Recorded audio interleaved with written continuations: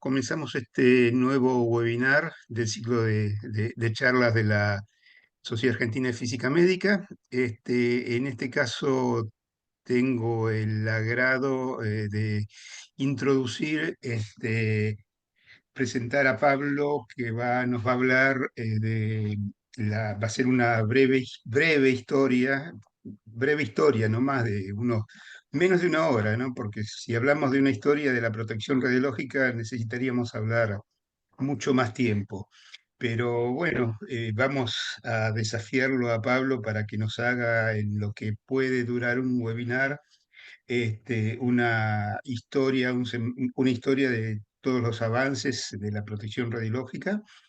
Eh, entonces, permítanme presentar a Pablo. Pablo Andrés es ingeniero electrónico, es magíster en física médica, trabaja en la Comisión de Energía Atómica de Argentina del año 2008 y actualmente es el jefe del Departamento de Protección Radiológica del Centro Atómico Bariloche.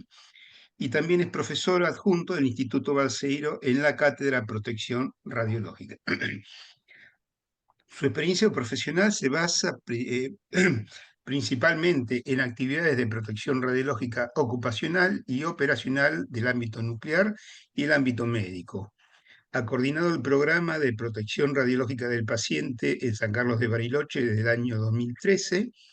Es asesor de la Autoridad Regulatoria Nuclear en lo relacionado al licenciamiento de personal para instalaciones del ciclo de combustible nuclear y miembro del Subcomité de Normalización de Energía Nuclear, ISO-IRAM, en el área de protección radiológica. Y por último, y no menos importante, es que es socio de SAFIM desde el año 2020. Así que muchas gracias, Pablo. Comenzamos. Muy bien, gracias Gustavo por la presentación, gracias a todos por acercarse virtualmente, aunque sea a este webinar. Voy a compartir pantalla, así empezamos a ir charlando un poco sobre si, si ven la presentación, ahí estamos. Este, Bien, como decía Gustavo, un poco el objetivo de este webinar es hacer una breve reseña histórica de la protección radiológica, porque bueno, son muchos los eventos y los acontecimientos que ocurrieron a lo largo de los años. Seguramente muchos eventos que ustedes conocen quizás queden fuera de este resumen, producto un poco del escaso tiempo, producto de algún criterio arbitrario que tuve que aplicar. ¿Y por qué hablar de protección radiológica en este webinar? Bueno, porque todavía estamos en abril y el 15 de abril, ustedes saben, fue el Día de la Protección Radiológica, no solo en Argentina, sino en toda América Latina, recordando el día en el año 1996 que le entregan el premio Ciber a Dan Benninson, uno de los pioneros de la protección radiológica en Argentina, ¿no? Y en el mundo también.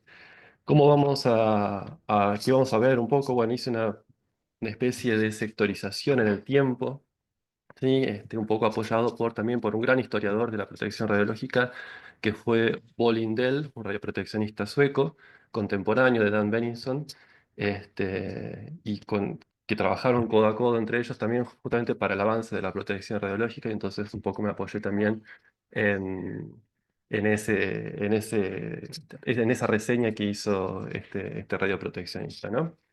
Entonces, comencemos un poco ya directamente, entremos al tema del webinar. Bueno, generalmente uno cuando habla de las radiaciones o de la protección radiológica, generalmente comienza a, a pensar desde el descubrimiento de los rayos X en adelante, ¿sí? Hacia aquí en el tiempo. Pero bueno, las radiaciones ya existían, o sea, ya esto de las radiaciones, si bien no las conocíamos, si bien todavía no le poníamos nombre, ya existían en el planeta las radiaciones ionizantes. Y si nos remontamos en la historia, previo a los descubrimientos de Röntgen, de Becquerel, de Curie, podemos citarnos en el siglo XV, ¿sí? Como un punto también de referencia, tanto en el tiempo y geográficamente en la frontera entre Alemania y República Checa, una zona rica en minas de uranio y plata, donde lo que observaba la gente es que los mineros de ese lugar tenían una cierta enfermedad, tenían una cierta enfermedad pulmonar, ¿sí? que, bueno, en alemán lo llamaban Bergsucht, y una traducción sería adicción a la montaña o enfermedad de la montaña, ¿sí? Fue un médico alemán, Georg Bauer, ¿sí? Que se conoce en la literatura a través de su nombre latinizado, Georgius Agricola, quien observa los síntomas de esta enfermedad que tenían los mineros y va a empezar a tomar alguna medida, ¿no? Él fue quien empezó a diseñar y desarrollar sistemas de ventilación para las minas por medio de fuelles y de caballos y de energía hidráulica, justamente para que estos mineros puedan respirar un aire un poco más limpio, ¿no? Y además fue también quien a través de un tratado histórico, conocido como el Tratado de Re Metálica, que él le sugería a las esposas de los mineros que le fabriquen filtros para colocarse en la cara, para la inhalación, justamente para que el aire que respiraran sea un poco más limpio, ¿no? Entonces, hoy sabemos, o sea, hace algunos años sabemos que esa enfermedad de la montaña, esa adicción de la montaña que tenían este, los mineros de aquella región, se debía, o no era más que el cáncer de pulmón debido a la inhalación de las hijas del radón. Entonces, por ahí, si uno hace un poco un abuso de la nomenclatura actual o de la terminología actual, podríamos pensar que Agrícola fue el primer oficial de protección radiológica en base a todas las sugerencias que hizo y los diseños de sistemas de ventilación y demás. Bueno, eso también se hace un poco para discutir, es una idea, ¿no? De si pensar que este médico fue efectivamente el primer oficial de protección radiológica de la historia. Y así, bueno, hacemos un salto un poco importante y llegamos al descubrimiento de los rayos X en Alemania por Röntgen, allá en el 8 de noviembre de 1895, ¿sí? Todos conocemos más o menos la historia, cómo fue el evento del descubrimiento, y lo interesante de esto es que fue uno de los descubrimientos más revolucionarios, más disruptivos de la historia, ¿sí? Fundamentalmente en la medicina, porque bueno, por primera vez podíamos ver el interior del cuerpo humano sin esperar a que esa persona fallezca y poder hacer una autopsia. Entonces, eso fue un gran punto de inflexión, si se quiere, en la historia de la ciencia y en particular de la medicina, ¿no? Luego, en ese periodo de entre 1895 y 1914, hubo un montón de otros avances, otros descubrimientos, como los descubrimientos de la radiactividad por Becquerel, los descubrimientos de Pierre y Marie Curie, del radio, del polonio, los descubrimientos del átomo del núcleo del átomo, perdón, de Rutherford, ¿sí? El modelo atómico de Bohr, ¿sí? Acá en la pantalla lo que estamos viendo, bueno, a la izquierda es una imagen del laboratorio de Röntgen en Alemania. En el centro vemos una fotografía, un retrato de Röntgen y de su esposa. Y bueno, a la derecha la imagen clásica o típica que todos conocemos de la radiografía de la mano de la esposa de Röntgen, que hoy entendemos o asumimos que fue la primera radiografía de la historia.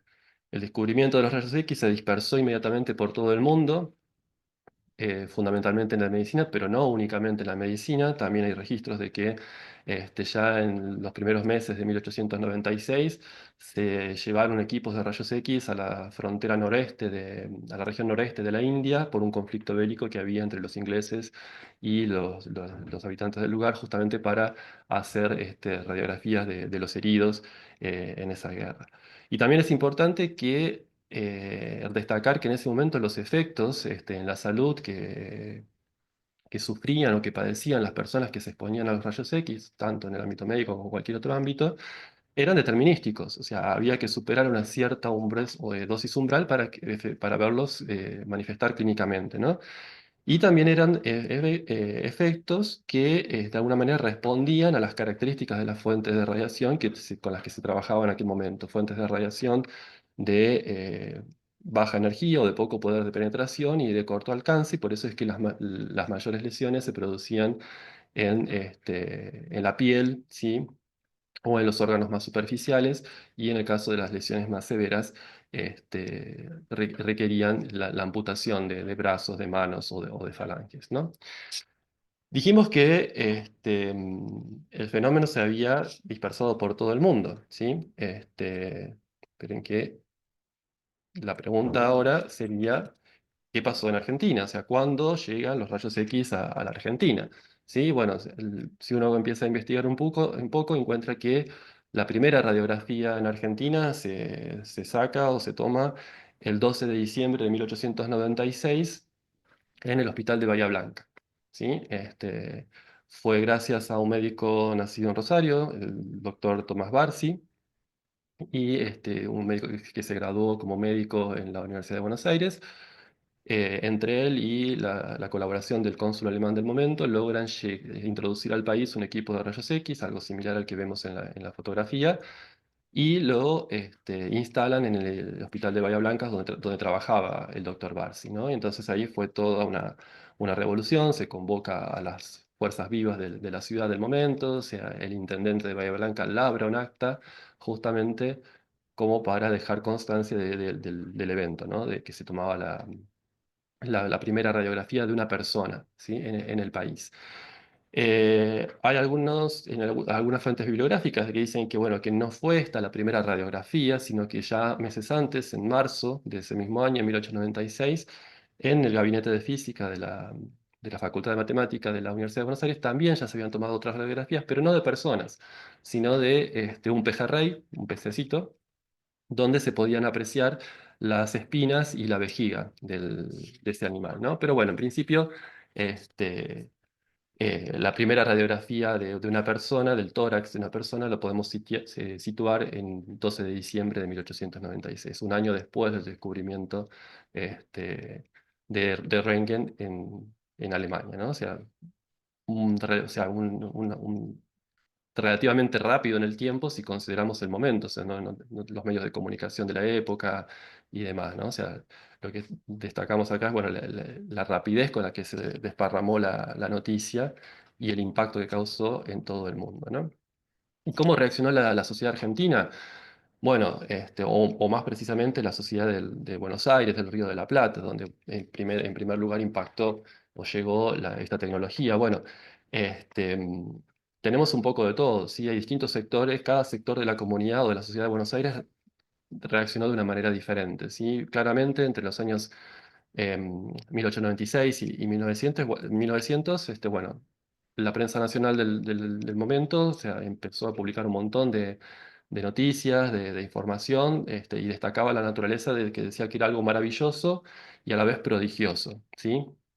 Por otro lado, los médicos, el sector de la medicina también, o sea, por un lado estaba apasionado, muy interesado en la tecnología, pero por otro lado también tenía cierto temor porque algún sector, algún grupo de médicos pensaba que estos rayos X, estos equipos de rayos X, los iban a dejar de un lado y los pacientes iban a poder ver el interior de su propio cuerpo sin la asistencia de un profesional. O sea, había un cierto temor de que les quite el trabajo, podríamos pensar, ¿no? También impactó notablemente en el ámbito político, o sea, es destacable el interés que despertó en el entonces presidente de la Argentina, que fue Julio Argentino Roca, porque él enseguida reconoció la importancia que este descubrimiento, que esta nueva tecnología iba a tener en la ciencia y la técnica del país, ¿no?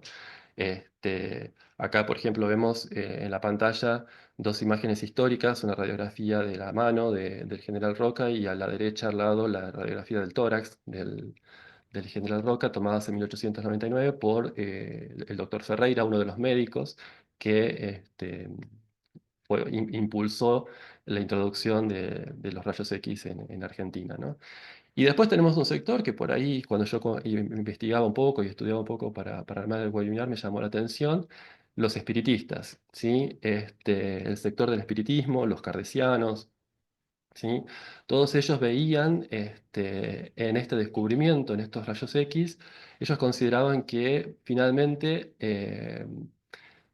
la ciencia se iba a tener que poner de rodillas ante este descubrimiento, porque ellos consideraban que la ciencia oficial, podríamos decirlo, se había equivocado todo este tiempo y que estos rayos X que permitían ver el interior de las cosas, que permitían hacer visible lo invisible, de alguna manera les daba la razón,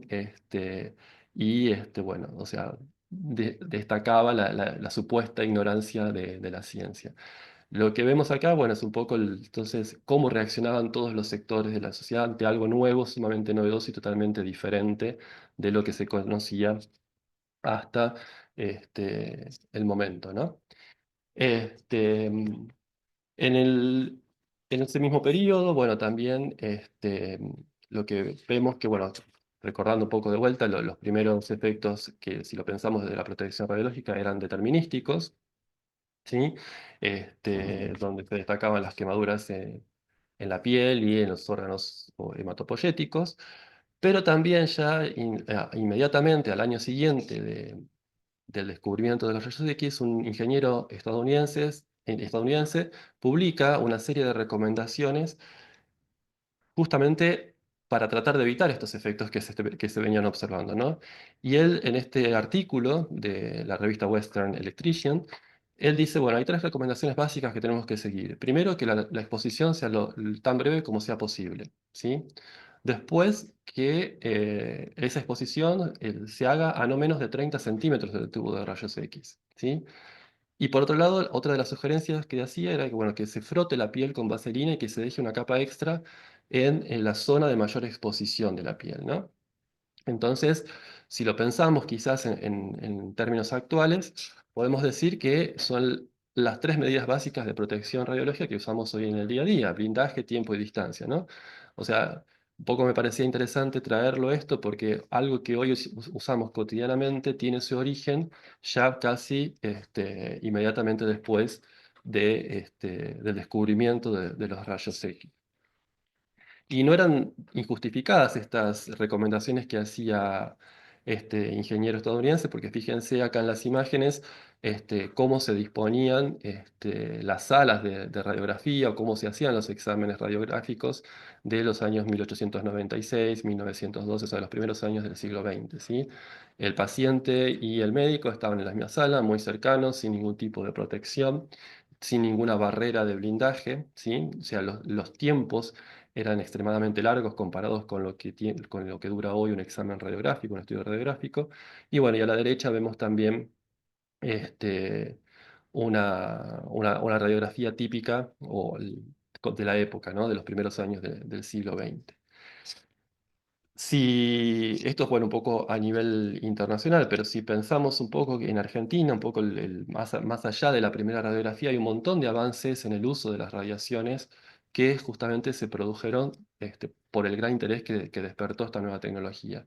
Yo acá voy a mencionar solamente algunas, seguramente ustedes conocen muchas más, pero me parece que son un poco las más relevantes. Podemos destacar los trabajos del doctor Posadas en el Hospital de Clínicas en Buenos Aires, el trabajo de Cleland Patterson, que él fue uno de los grandes impulsores de llevar esta tecnología, los rayos X, fuera de la capital del país. O sea, imagínense que él trató de llevarlo, o fue el que logró llevar estos equipos de rayos X hasta Jujuy. Este, Hoy parece algo, o sea, poco llamativo, pero si pensamos que estamos hablando de los años 1900, trasladar esa tecnología totalmente nueva a más de 1000 kilómetros de la capital del país fue toda una hazaña, ¿no? Podemos pensarlo. Entonces, también podemos mencionar las contribuciones de Finocchieto al crear una de las secciones de radiología del Hospital Rawson, el primer profesor de física médica de la Facultad de Medicina de la UBA, el doctor Centeno. En Argentina se escribe y se publica el primer tratado sobre radioterapia en el mundo, en el año 1902, a cargo también de un médico argentino, Jaime Costa, y también el mismo año, a través de una tesis doctoral del doctor Carlos Heuser, se empieza a usar definitivamente la palabra radiología para hacer referencia al uso de los rayos X en la práctica médica, ¿no? O sea, son todos hitos muy cercanos al descubrimiento de los rayos X y unos avances muy importantes para la medicina y las aplicaciones de las radiaciones en medicina para nuestro país, ¿no? Si avanzamos un poco más en el tiempo, o sea, en el periodo 1915, 1930 o 39, bueno, lo que podemos ver es que fueron unos años donde la bibliografía, o incluso Bolindell, dice que fue el año del mal uso de las radiaciones, ¿sí? Donde se utilizaban, ustedes seguramente conocen o habrán visto las aplicaciones de los chocolates radiactivos, los dentífricos, o sea, un montón de aplicaciones que no necesariamente eran correctas, pero ese mal uso de las radiaciones que se hizo en esos años obligó a la organización de la protección radiológica. ¿Sí? Este, Podemos citar como mal uso dos ejemplos muy característicos, muy típicos de la época, que son por un lado las tristemente llamadas chicas radiactivas, ¿sí? Esa empresa que fabricaba una pintura radiactiva para justamente pintar los diales, las agujitas de los relojes y las miras de los rifles, ¿sí? Entonces, estas trabajadoras lo que hacían era afilar los pinceles con sus labios y en ese proceso se iba depositando el radio en su cuerpo y finalmente muchas de ellas fallecen como consecuencia de la sobreexposición al radio. Más allá de lo trágico, fue también un hito muy importante para la protección radiológica y fundamental para la dosimetría interna, porque se exhumaron un par de cadáveres de estas trabajadoras y cuando se cremaron los huesos, se analizaron las cenizas y se observó el radio efectivamente que tenían ellos y fue bueno, un gran avance también para la dosimetría interna. Y otro de los eventos también típicos del mal uso de las radiaciones es el raditor, ¿sí? Esa botellita con agua con cierto contenido de radio que se comercializaba como la cura para más de 150 afecciones, incluyendo, por ejemplo, problemas estomacales, impotencia, hipertensión. Y acá vemos un poco los datos, si alcanzan a leer las tasas de dosis en contacto y aún así a 30 centímetros, el precio y las dimensiones. Y se comercializaron más de 400.000 frascos en todo el mundo entre los años 1925 y 1930. Y ¿cómo se prende la luz amarilla o la precaución para este tema? Bueno, porque fue un millonario estadounidense, Ben Byers, que él mismo tomaba un poquito de este agua todos los días y también, de vuelta, el radio se fue depositando sobre los huesos de su mandíbula y muere también por exposición o sobreexposición a la radiación, ¿no? Entonces también fue un momento de precaución, de decir, bueno, tenemos que de alguna forma trabajar de manera segura con las radiaciones, ¿no?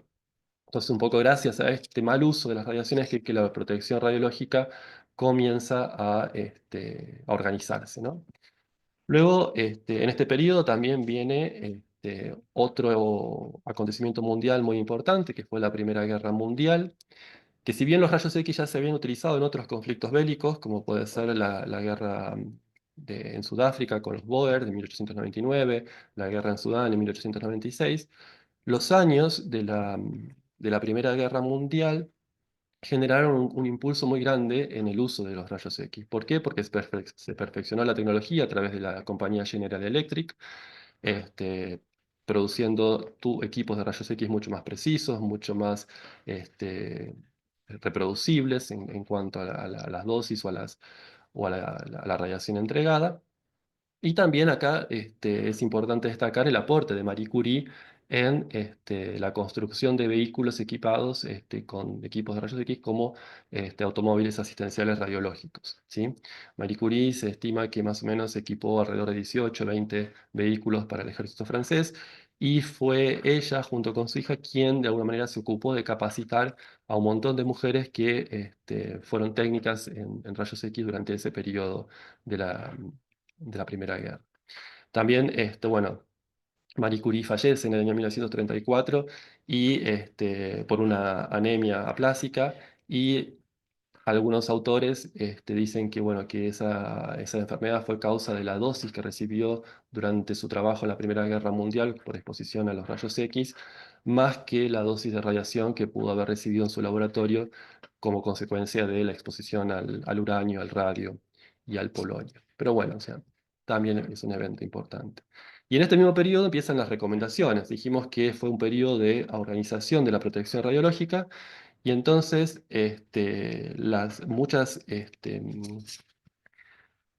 muchas sociedades internacionales comienzan a reunirse y decir, bueno, tenemos que de alguna forma trabajar de manera segura con las radiaciones, ¿no? En el año 1913, la Sociedad Alemana de Radiología, bueno, también publican las primeras recomendaciones que por algún motivo desconocido no se toman en cuenta, pero sí empiezan a tomarse más seriamente las recomendaciones de la Sociedad Británica de Radiología entre los años 1915 y 1920. Este, em, También en la década de 1920, con esto de la Organización de la Protección Radiológica, aparecen las primeras recomendaciones un poco de los distintos países, de las primeras normas, si se quiere, de los países, como por ejemplo podemos situar la aparición de la regulación noruega en el año 1922, de Italia y la Unión Soviética, la ex Unión Soviética en el año 1925. Y es interesante mencionar que, por ejemplo, ya en Dinamarca, en el año 1907, para utilizar un equipo de rayos X, esa persona necesitaba una especie de licencia, una especie de permiso individual, como o sea, si usamos la terminología actual, ¿no? Todo esto en vista ya de los efectos que se observaban por el uso de las radiaciones. En el año 1925 se realiza el primer Congreso Internacional de Radiología en Londres, donde se va a crear el Comité Internacional de la Unidad de Rayos X, lo que conocemos como ICRU, y va a contar con 24 miembros inicialmente. Y en el año 1928, en Estocolmo, se realiza el segundo Congreso Internacional de Radiología, donde se crea el Comité Internacional de Protección contra Rayos X y Radio, lo que hoy conocemos como ICRP, como Comisión Internacional de Protección Radiológica, con 7 miembros inicialmente.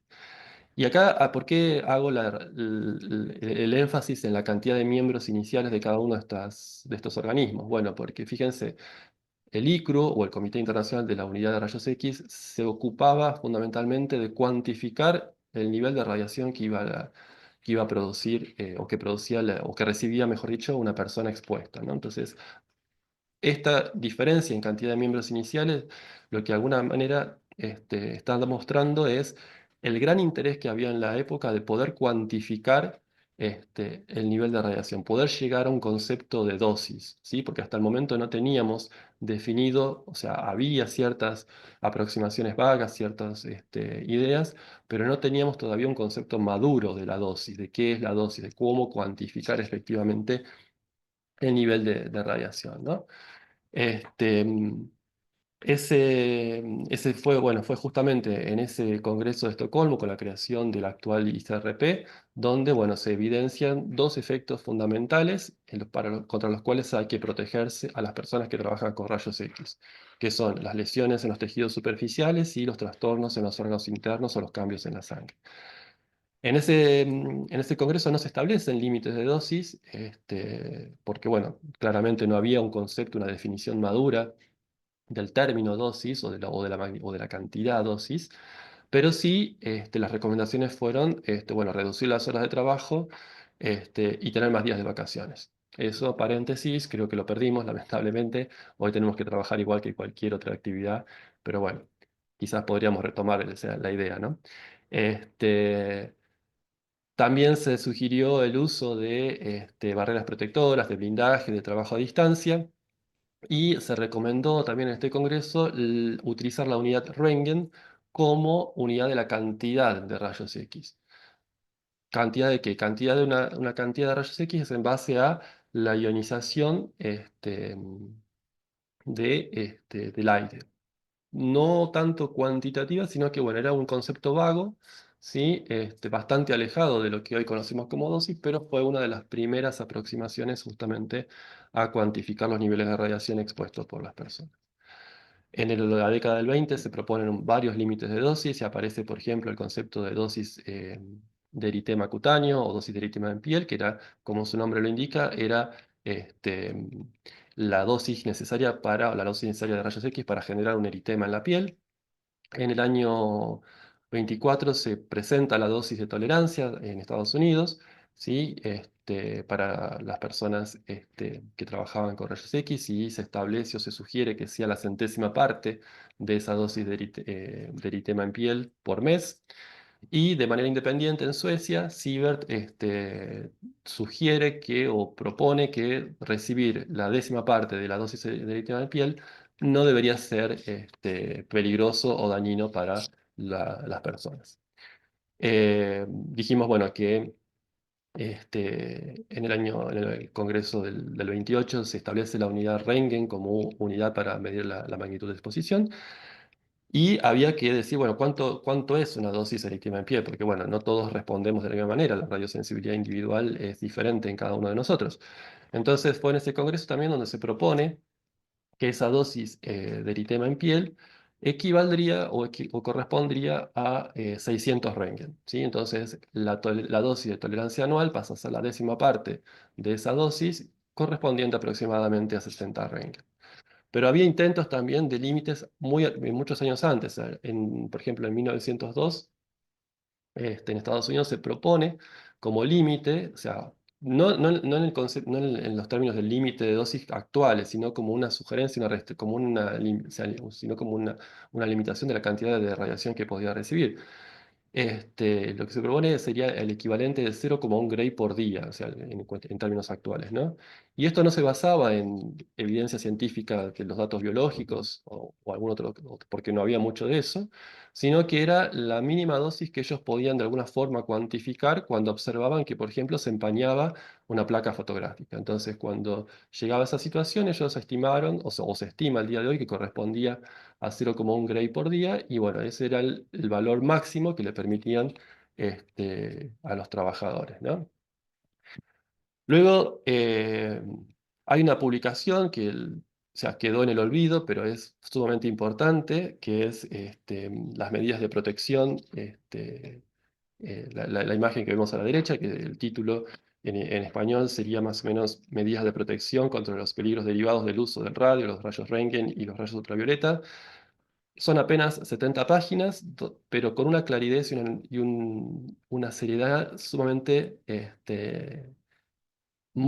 elevadísimo, ¿sí? Porque o sea, se hacen estimaciones de dosis, de riesgo, de prevención sumamente avanzadas, teniendo en cuenta la época, ¿no? Por algún motivo quedó un poco olvidada en la historia, pero no obstante eso lo va a retomar, o hay algunos autores que lo consideran como que fue el embrión de lo que 24 años después sería el Unskear, ¿no? Avanzando de poco, en el 34, la ICRP propone un primer límite cuantitativo de 0,2 Röntgen por día, que si lo llevamos a terminología actual, podríamos decir que ese límite correspondía o equivaldría a 500 milisievert por año. Luego vienen algunos años de muchos descubrimientos muy importantes, como por ejemplo la radioactividad artificial, elementos transuránicos, la fisión nuclear, un montón de descubrimientos en el ámbito nuclear que de alguna manera tocan directamente a la protección radiológica y le exigen readecuarse o actualizarse, ayornarse en base a esas nuevas formas de exposición a la radiación que tenían las personas. Pensemos cuánta radiación recibían las personas o los trabajadores, sobre todo en el ámbito médico, porque era donde más se utilizaban las radiaciones. Bueno, acá tenemos una tabla de un trabajo publicado en el año 95 en Estados Unidos, donde vemos, por ejemplo, las tasas de dosis en manos y en cuerpos de los distintos trabajadores en centigrade por minuto, ¿sí? Un fluoroscopista de los primeros años del siglo XX recibía en manos, por ejemplo, una tasa de dosis de 0,5 a 5 centigrade por minuto, ¿sí? Y en cuerpo entero, las otras oficios, otras profesiones, del orden de 0,005 hasta 0,05 centigrade por minuto. O sea, dosis, entiendo yo, elevadas comparadas con las que hoy en día recibe cualquiera de estos técnicos o de estas profesiones, ¿no? ¿Sí? Había motivos realmente para regular y controlar el uso de radiaciones, y había motivos por los cuales efectivamente aparecían esas lesiones. En Argentina también seguían pasando cosas, seguía avanzando el conocimiento sobre el uso de radiaciones y, y radioisótopos. Podemos mencionar como algo más, como lo más novedoso, lo más llamativo de este periodo fue los trabajos de Ángel Roffo, ¿sí? Que muchos seguramente lo conocen por el hospital. Bueno, fue un oncólogo argentino que se capacitó en Francia y cuando volvió al país empezó a trabajar con las aplicaciones de radiaciones ionizantes en cultivos celulares, tanto en tejidos normales como neoplásicos, para estudiar justamente los efectos. Y después también sigue trabajando, haciendo este, investigaciones fotobiológicas mediante la inducción de cáncer en animales de laboratorio usando radiación ultravioleta solar, ¿no? O sea, en Argentina se seguía trabajando, el interés por el uso de las radiaciones en medicina seguía siendo algo muy, muy importante, ¿no? Llegamos a la época del año 39-49, ¿sí? Donde, bueno, este periodo se va a caracterizar desde el punto de vista de las radiaciones por diseñar, producir y usar armas nucleares durante la Segunda Guerra Mundial. Todavía acá seguíamos, o la protección radiológica seguía protegiendo, vale la redundancia, contra efectos determinísticos. Todavía no se había asociado o no se conocía que la exposición a la radiación podía dar lugar a efectos estocásticos o probabilísticos, ¿sí? Siempre la protección radiológica se organizaba en base a umbrales de dosis, a efectos que se ocurrían superado ese umbral de dosis. Estos son los años del proyecto Manhattan. Es ahí, en ese proyecto, en Estados Unidos, donde nace el término física sanitaria o radiofísica sanitaria, justamente porque es un grupo, un sector del proyecto que empieza a estudiar los efectos en la salud. Y también es la época de uno de los eventos más trágicos y tristes de la historia, que son las bombas sobre Hiroshima y Nagasaki.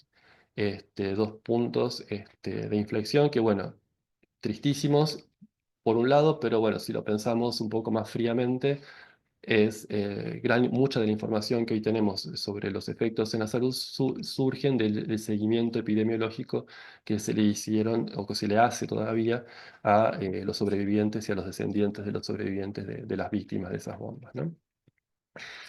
En ese mismo periodo también, o sea, comienza a madurar el concepto de límite de dosis.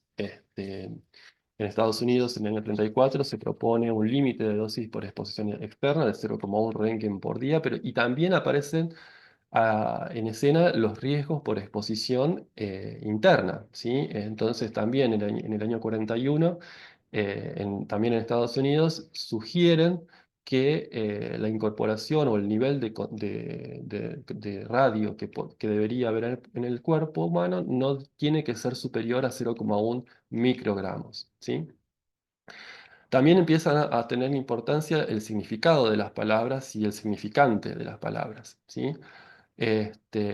Con el término dosis de tolerancia, de alguna manera consideraban que no implicaba un valor máximo, sino entonces se lo cambia y se empieza a hablar de la dosis máxima permisible, o sea, con la idea de que cuanto menos dosis es mejor, ¿sí? Ese es un poco el concepto muy resumido que hay detrás de esa máxima dosis permisible, la dosis lo más baja posible.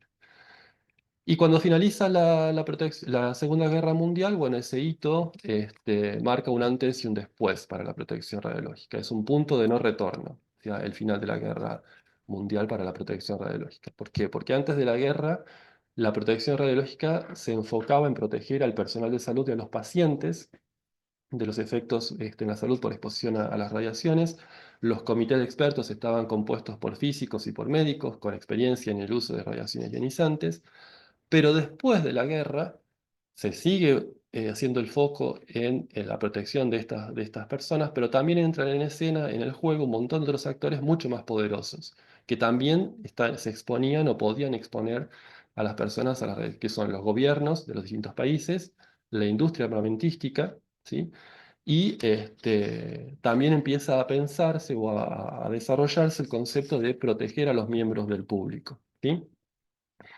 Este, Se fija una dosis, en ese mismo periodo, se fija una dosis máxima permisible de 0,05 Röntgen por día, ¿sí?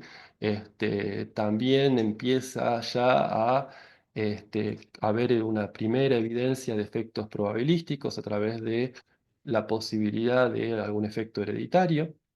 se empieza a hablar también de máximas concentraciones permisibles desde el punto de vista de la incorporación, o sea, máximas concentraciones permisibles de sustancias reactivas tanto en aire como en agua. En el año 1949 se fijan límites para miembros del público. Esto también es muy cuestionado al principio porque todavía no conocíamos cuáles eran las dosis por radiación natural que todos nosotros recibimos por vivir en este planeta, pero a pesar de eso se dan unas primeras sugerencias de 1,5 Röntgen por año por radiación externa y de 3.700 becquerel por metro cúbico por exposición al radón en las minas, ¿no? Se reanudan las actividades de la ICRP y la ICRU porque durante la guerra no había trabajo, y en Argentina seguimos trabajando con radiaciones a través de los trabajos de Alfredo Pavlovsky, que utilizaba el fósforo radiactivo para tratar afecciones hematológicas y pacientes con leucemia. En el periodo 1950-1956 se comienzan a hacer pruebas nucleares, y esto también es un impacto muy grande para la protección radiológica porque comienza la dispersión de material radiactivo en el ambiente. Entonces va a impactar en el desarrollo de la protección radiológica ambiental, ¿sí?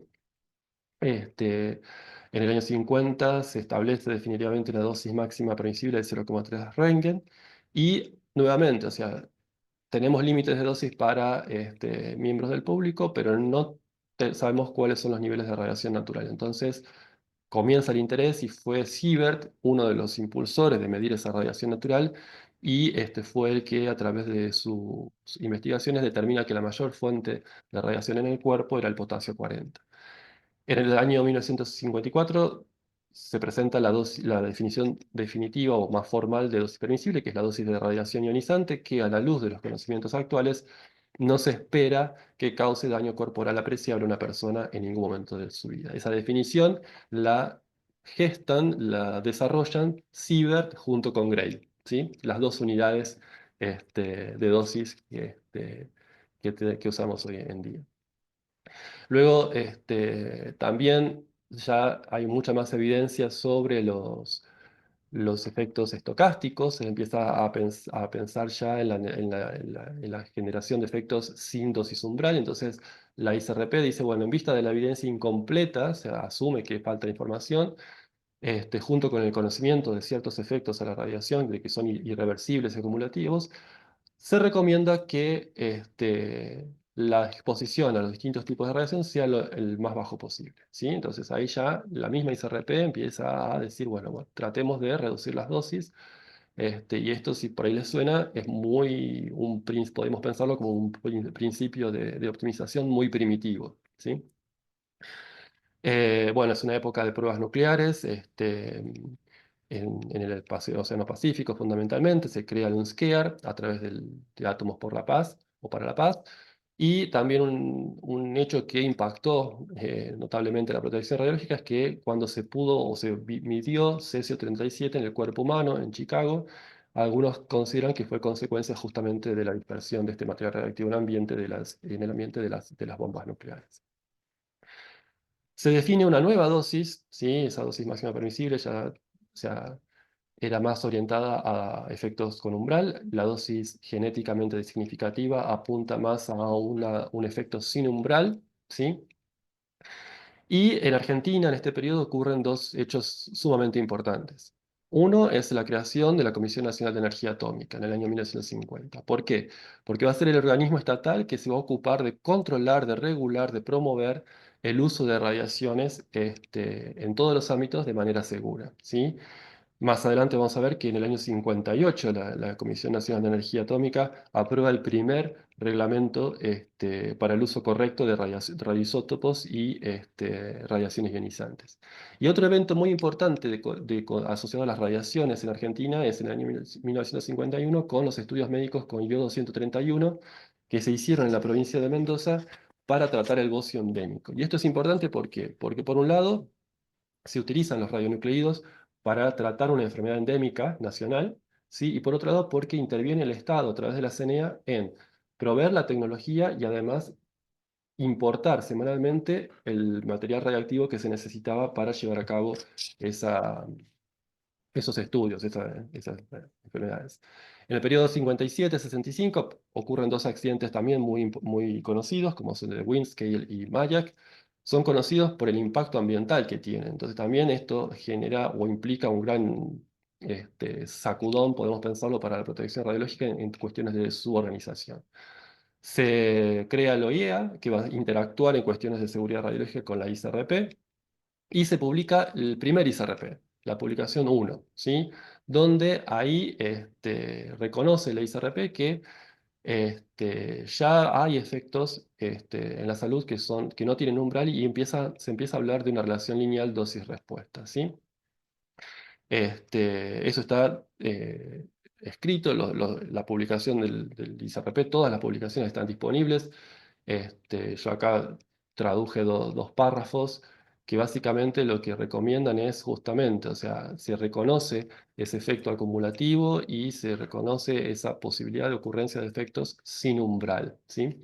Después, bueno, si tienen tiempo y ganas, pueden leer justamente la publicación 1 y repasar la historia, ¿no?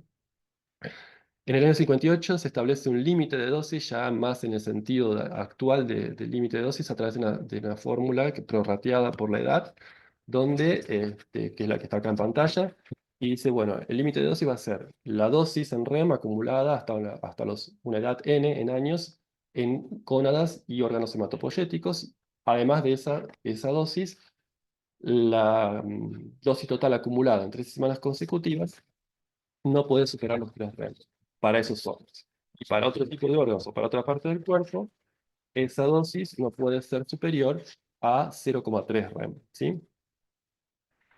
Eh, También empieza ya a armarse un sistema de protección radiológica. Ya, o sea, estaba muy avanzado el tema de los límites de dosis, de las definiciones de dosis, pero ahora, o sea, la protección radiológica buscaba de alguna manera proteger mejor a los trabajadores. Entonces, a través de la OIT, la Organización Internacional del Trabajo, de alguna manera clasifica a los trabajadores ocupacionalmente expuestos en dos grupos, los comprometidos directamente con el trabajo de radiaciones y los que están expuestos pero sin tener una relación directa con la fuente de radiación. Y en base a eso, lo que hace la ICRP es definir el concepto de área controlada, ¿sí? Va a ser el área de controlada donde van a trabajar aquellas personas directamente comprometidas con las radiaciones.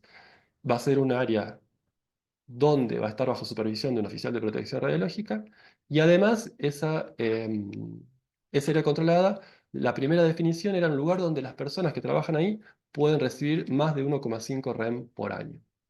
¿Sí? Esa fue una primera definición de área controlada. Luego, bueno, cesan las pruebas nucleares y en el año 64 se crea el IRPA. En la publicación 9 del ICRP definitivamente se comienza a mejorar un poco el principio de optimización, de decir, de reducir las dosis tanto como sea posible, teniendo en cuenta consecuencias económicas y sociales, y ya estamos muy cerca del nacimiento del modelo del NT. O sea, la comisión no ve alternativa práctica, dice en la publicación 9, a efectos de protección radiológica, a suponer una relación lineal entre dosis de efecto y que las dosis actúan de forma acumulativa. Entonces, la ICRP es consciente de que las suposiciones de que no existe un umbral y de que todas las dosis son completamente aditivas pueden ser incorrectas, pero considera improbable que conduzcan a una subestimación de los riesgos. O sea, ahí ya nos estamos acercando al actual modelo del NT, ¿sí? Se deja de lado la fórmula prorrateada por la edad para el límite de dosis y se fija un límite para trabajadores de 5 REM al año y de 0,5 REM para miembros del público.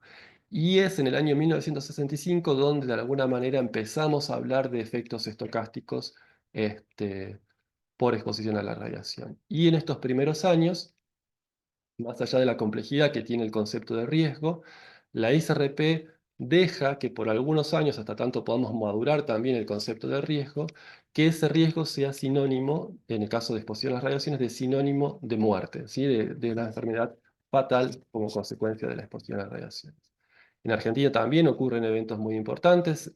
Aparece el primer reglamento para el uso de radioisótopos y radiaciones ionizantes. Se empieza a diseñar el reactor RA3 porque, bueno, con el fin de autoabastecer la industria nacional de uso de radiaciones y de radioisótopos, mejor dicho, en medicina. Dan Benison comienza a formar parte de la ISRP, pero también va a formar parte después del IRPA, del UNSCEAR, y esto es importante porque de alguna manera va a posicionar al país a nivel mundial como uno de los pioneros en el desarrollo de la protección radiológica. Y en el año 65 se crea la Sociedad Argentina de Protección Radiológica, que nuclea a todos los profesionales del ámbito, ¿no? Periodo 66-77, bueno, nace definitivamente el modelo LNT, que hoy todos usamos y que hoy forma parte del, del sistema de protección, es el núcleo del sistema de protección radiológica. Se comienza a mejorar y a pulir el principio de optimización, y empieza también ese principio de optimización a ser evaluado en funciones de términos económicos, ¿sí? ¿Cuánto dinero tenemos que utilizar para reducir una unidad de radiación? En el año 77 aparece la publicación 26, que es el primer documento que de alguna manera delinea todo el sistema de protección radiológica. Aparece el equivalente de dosis efectiva, aparece la unidad CIBER, reemplazando el REM, se sigue mejorando el principio de optimización y nacen los tres principios fundamentales de la protección radiológica: la justificación de la práctica, la optimización de la protección y los límites individuales de dosis. Se empieza a trabajar en límites derivados, como el límite, el ALI, que todos conocemos, y para la medicina también ocurre otro evento sumamente importante en el año 72, que es el nacimiento de la tomografía computada, así que también otra nueva revolución en el ámbito médico, ¿no? En Argentina, particularmente en el año 66, aparecen las primeras normas básicas de seguridad radiológica nuclear, una de las primeras de los países de la región, que sean realmente muy sólidas, muy robustas en su contenido y en su fundamento. Y en el año 67 se inaugura el reactor R3 y fue todo un acontecimiento, quizás no desde el punto de vista de innovación tecnológica, pero sí del aprendizaje tecnológico que tuvo el país en el desarrollo de esta tecnología y en que efectivamente cumplió el objetivo por el cual se había pensado, que era autoabastecer la industria nacional de radioisótopos para aplicaciones médicas, ¿sí? Luego vienen épocas también muy duras para la protección radiológica, como consecuencia de los accidentes de Chernobyl y Three Mile Island. Hay una fuerte oposición de la opinión pública hacia la energía nuclear, y eso también, de alguna manera, obliga a repensar la protección radiológica. Sobre todo el accidente de Chernobyl obliga a repensar y mejorar la cultura de la cultura de la seguridad y el diseño de los planes de respuesta ante emergencias radiológicas y nucleares. Comienza a haber mayor información epidemiológica, entonces la ICRP y la ICRO empiezan a revisar las magnitudes de protección radiológica, comienzan a revisar los factores de ponderación, se empieza a discutir la gestión de los desechos nucleares, se comienzan a redactar las normas básicas de seguridad del OIEA, las BCS 115, que hoy todo radioproteccionista debería conocer, y finalmente el principio de optimización genera un gran revuelo, porque de alguna manera sea, plantea cuestiones éticas en el uso del dinero para reducir una unidad de dosis colectiva. Es decir, la discusión se torna no solo técnica, sino también política y ética y filosófica, si se quiere, porque de alguna manera se interpretaba en algunos casos como que era cuánto vale una vida humana, cuánto dinero tengo que colocar en la optimización de una protección para salvar una vida humana. Bueno, en realidad esto después se aclaró y no es que se le ponía el precio a la vida humana, sino que de alguna manera este, se estaba, lo que podría llegar a cuestionarse era el uso o el destino de esas vidas, pero no el dinero puesto para salvar las vidas humanas, ¿sí? Y en este periodo tenemos otro hecho lamentable en Argentina, que fue el accidente del reactor RA2, que también, o sea, lamentablemente uno aprende de las caídas, de los tropezones, pero bueno, también fue un golpe muy fuerte para el país, pero también de mucho aprendizaje para la protección radiológica, impulsando nuevamente la mejora de la cultura de la seguridad, la mejora de los procedimientos y demás.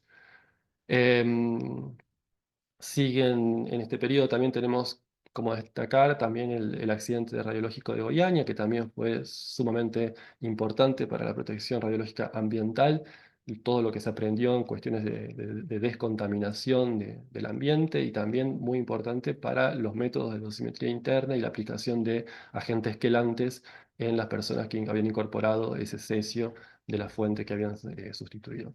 Aparece la publicación 60, que es una revisión de la publicación 26. Este, Aparece el concepto de práctica y de intervención. El límite de dosis anual se reduce de 50 a 20 milisievert y aparecen los factores WT y WR y la dosis efectiva, tal cual la conocemos hoy. Quizás es, esta publicación 60 quizás es la versión mejorada, más importante y mejor desarrollada del sistema de protección radiológica. Tanto es así que quizás hasta sea más clara, más sólida que el 103.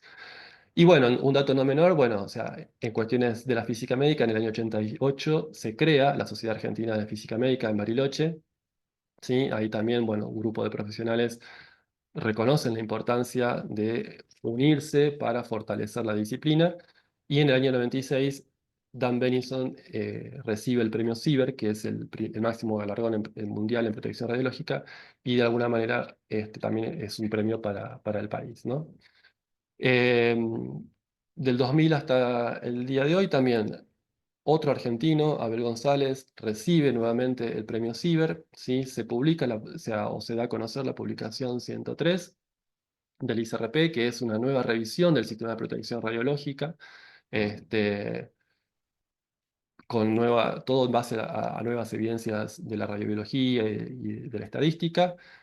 En el ámbito médico, bueno, son los años en que se pasa a la radiología digital con todo el impacto que eso tiene en las dosis tanto de pacientes como del personal de salud. Eh, Comienza a haber mayor información sobre cataratas radioinducidas, sobre todo de los trabajadores que se ocupaban de la remediación del sitio de Chernobyl. Y eso lleva a una sugerencia de la ICRP a reducir los límites de dosis en cristalino. Ocurre el accidente de Fukushima y el año pasado también Argentina, María de Rosario Pérez, otra médica argentina, recibe el premio CIBER, o sea, es el tercer premio CIBER para la Argentina. Es el único país que tiene tres premios CIBER en todo el mundo. Y eso de alguna manera refuerza el nivel de desarrollo de la protección radiológica que tenemos en nuestro país. Y a nivel de la ICRP, bueno, en los últimos años se publicaron varios documentos haciendo hincapié en la revisión de las magnitudes operacionales, haciendo hincapié también en en el buen uso de la dosis efectiva. Hoy por hoy es un gran desafío el uso correcto de la dosis efectiva en la exposición médica. Y también el sistema de protección radiológica va a comenzar a hacer mucho hincapié en los valores éticos y morales de las comunidades en donde se llevan a cabo prácticas con radiaciones ionizantes. Y bueno, ¿y qué nos espera para hoy y para los próximos años? Bueno, este, hay muchos desafíos para la protección radiológica, con todo el advenimiento de las nuevas tecnologías, de la inteligencia artificial, el gran volumen de datos que tenemos. Entonces tenemos que de alguna manera tratar de organizarnos para poder aprovechar al máximo estos avances. Los efectos en la salud, como por exposición a radiaciones no ionizantes. En el ámbito nuclear, hay países que se comprometieron a triplicar su capacidad nuclear hasta en el año 2050, y por otro lado tenemos centrales nucleares que están siendo desmanteladas. Entonces hay una gran necesidad de personas capacitadas en protección radiológica, oficiales de radioprotección radiológica, que desarrollen o hagan los monitoreos correspondientes, que gestionen los residuos, que de alguna manera garanticen la seguridad de los involucrados. En medicina, bueno, seguramente muchos están más informados que yo en este aspecto, pero bueno, hay nuevas aplicaciones con radionuclidos en medicina nuclear diferentes a los más tradicionales, a los convencionales. Hay nuevas tecnologías como la protonterapia, o sea, o sea, ¿cómo es la protección radiológica en protonterapia, por ejemplo? Es algo que todavía estamos desarrollando. Los desafíos en dosimetría a bajas dosis y los efectos biológicos a bajas dosis, cómo eso impacta en las incertezas que tenemos a la hora de medir esas dosis o en los datos epidemiológicos que tenemos. El cambio climático también, la mayor frecuencia de eventos climáticos extremos y puede o podría impactar en la seguridad de las fuentes de radiación y las instalaciones nucleares. Mejorar los planes de respuesta en emergencia, porque bueno, o sea, hoy tenemos algunas instalaciones nucleares están en peligro por gobiernos, por el ataque de gobiernos, ya no solo por grupos terroristas, sino que son agentes gubernamentales los que de alguna manera ponen en riesgo la seguridad de esas instalaciones nucleares. Todo esto tiene que ir acompañado de un sistema regulatorio acorde, que avance, no sé si a la misma velocidad, pero que no se quede muy relegado con todo lo que la tecnología va avanzando. Y claramente el gran desafío es comunicar de manera correcta, de manera profesional, y capacitar y entrenar a tanto a los oficiales de protección radiológica actuales como motivar también a los jóvenes a que se sigan desarrollando en protección radiológica y generar nuevos expertos calificados, ¿no? Ya terminando, creo que estoy al límite de tiempo, pero bueno, terminando, creo que el objetivo de la protección radiológica sigue siendo el mismo, palabras más, palabras menos, que es contribuir al nivel adecuado de protección de las personas y del medio ambiente, los efectos perjudiciales de la exposición a la radiación, sin limitar el uso indebido de las acciones humanas que sean beneficiosas. La protección radiológica siempre se apoyó y seguirá, y espero que siga haciéndolo, en tres pilares fundamentales, ¿sí? El conocimiento científico, la experiencia profesional, la experiencia operativa y los valores éticos y morales de la comunidad donde vamos a desarrollar esa práctica con radiaciones, ¿sí? Son tres pilares fundamentales y que tienen que solidificarse cada vez más justamente para tener un sistema de protección radiológica acorde a los tiempos que corren. Y sí, esta es la última. Me gustaba terminar con una frase que es muy conocida en la física médica, que se hizo conocida por Isaac Newton, pero es muy antes, muy anterior, y dice que si uno puede ver más allá del horizonte, si quieres, porque estamos parados sobre los hombros de gigantes. Y creo que la protección radiológica tiene muchísimos gigantes sobre los que podemos pararnos y aprovechar todo el conocimiento que ellos desarrollaron, ¿sí? Entonces, nada, los invito a que sigan trabajando en protección radiológica, que sigan desarrollando la disciplina y que sigan aportando al crecimiento de esto, ¿no? Del uso de las radiaciones de manera segura, porque, bueno, después de todo, si bien es compleja, la protección radiológica no deja de ser fascinante, ¿sí? Nada más. Bueno, muchas gracias, Pablo. Excelente y asombrosa la capacidad de en una hora poder decir prácticamente todo. Muy claro, muchísimas gracias. Esa última frase que descansando en el hombro de gigantes, esa frase de Newton fue el tema del Día de la Física Médica de la Organización Internacional de Física Médica del año 2024. Así que es realmente una frase motivadora. Quería hacer, antes de, nos queda ya poquito tiempo para las preguntas, pero comentar dos cositas. Una, mostrate al principio la radiografía de la mano y del tórax de Julio Argentino Roca. Sí, Esas fotografías fueron publicadas en una revista satírica política de la época, donde irónicamente dicen, esto demostraría que Roca tiene corazón. sí, sí, sí. Este, Caras y caretas. en caras y caretas, exactamente. Este, y por otro lado, hiciste un comentario, y ahí quisiera disparar un poquito por ahí unas preguntas.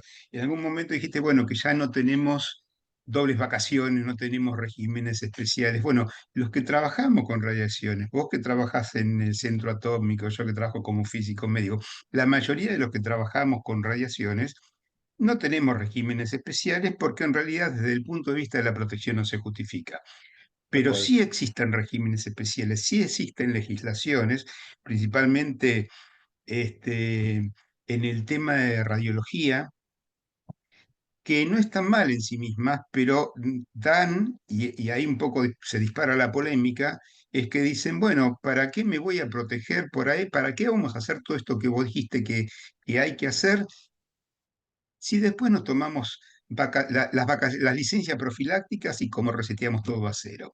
Entonces, el problema viene en la falta de información y decir, bueno, tomar eso no como un derecho adquirido, sino como un elemento de protección, una medida de protección que reemplaza a las medidas adecuadas a todo lo que estuviste diciendo. es el comentario Sí, que sí, también un totalmente de desafío. acuerdo. Yo el comentario lo hice a modo de chascarrillo, Claro, por eso. pero sí, Quedó sí, claro. totalmente de acuerdo con lo que vos decís, sí, sí, por supuesto.